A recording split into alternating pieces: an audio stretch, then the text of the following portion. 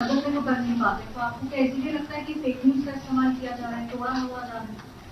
नहीं, सिर्फ मुझ पर नहीं, कई बार प्रधानमंत्री जी के लिए भी इस प्रकार के प्रयास किए, चुनाव के वक्त मेरे लिए भी किया था, फिर से एक बार कर रहे हैं।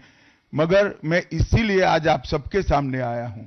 सार्वजनिक जीवन में आपका भी दायित्व है कि क्षीर नीर करने में जनता का मदद करिए, दूध का दूध और पानी का पानी करने में जनता को मदद करिए। मुझे आनंद होता अगर मेरे भाषण के मुद्दों के तथ्यों को वो चैलेंज देते।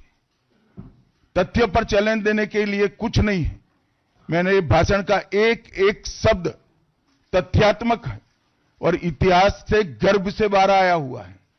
इसलिए वो इस प्रकार से मेरे भाषण को एडिट कर कर इसको गलत अर्थ निकालकर इस प्रकार का प्रयास कर कि बाबा साहेब आंबेडकर का कांग्रेस ने किस तरह से पुरजोश विरोध किया था, बाबा साहब के न रहने के बाद भी किस प्रकार से कांग्रेस ने बाबा साहब को हाशिए पर ढकेलने का प्रयास किया।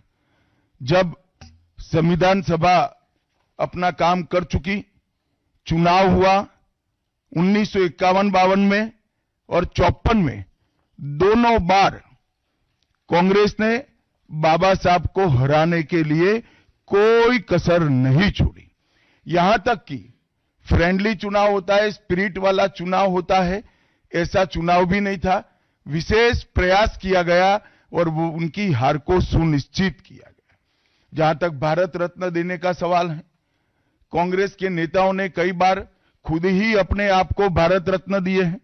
55 में नेहरू जी ने खुद को भारत रत्न दे दिया, 71 में इंदिरा जी ने खुद को भारत रत्न दे दिया और 1990 में बाबा साहब को भारत रत्न तब मिला जब कांग्रेस पार्टी सत्ता में नहीं रही और भारतीय जनता पार्टी के समर्थन वाली सरकार थी। 1990 तक कांग्रेस पार्टी बाबा साहब को भारत रत्न न मिले इसका बड़े जतन से प्रयास करती रही, यहां तक कि बाबा साहब की जयंती को भी, 100वीं जयंती को भी मनाने का मना ही कर दिया गया। नेहरू जी की, अंबेडकर जी के प्रति नफरत जग जाहिर है। नेहरू जी की खुद की किताब selected works of Jawaharlal Nehru second series volume 16, इसके भाग 2 की पृष्ठ संख्या 532 पर एक पत्र का उल्लेख है। जब बीसी राव ने नेहरू जी को पत्र लिखकर कहा कि अंबेडकर जी मंत्रिमंडल से इस्तीफा देकर जाने का मन बना रहे हैं, तब नेहरू जी का एक जवाब था, अंबेडकर के जाने से मंत्रिमंडल में कोई फर्क नहीं पड़ने वाला है। अंबेडकर जी के महान योगदान का मूल्यांकन जवाहरलाल जी किस तरह से करते थे, इससे बड़ा कोई उदाहरण नहीं हो सकता। तथ्यों को तोड़ मरोड़ कर रखने का प्रयास किया है, ये अत्यंत निंदनीय है और मैं इसकी निंदा करना चाहता हूं। ये क्यों हुआ?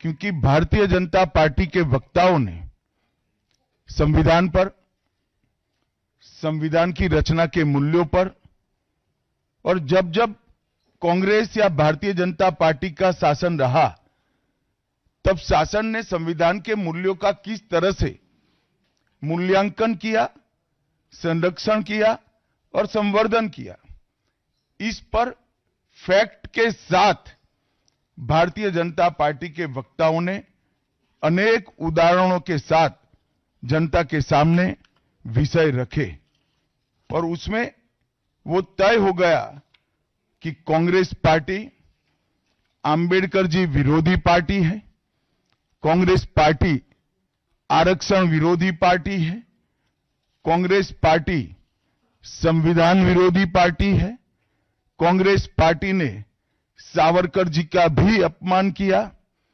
कांग्रेस पार्टी ने आपातकाल डालकर संविधान के सारे मूल्यों की धज्जियां उड़ा दी, नारी सम्मान को भी सालों तक दरकिनार किया, न्यायपालिका का हमेशा अपमान किया, सेना के शहीदों का अपमान किया और भारत की भूमि तक को संविधान तोड़कर विदेशी देशों को देने की हिमाकत कांग्रेस पार्टी के शासन में हुई।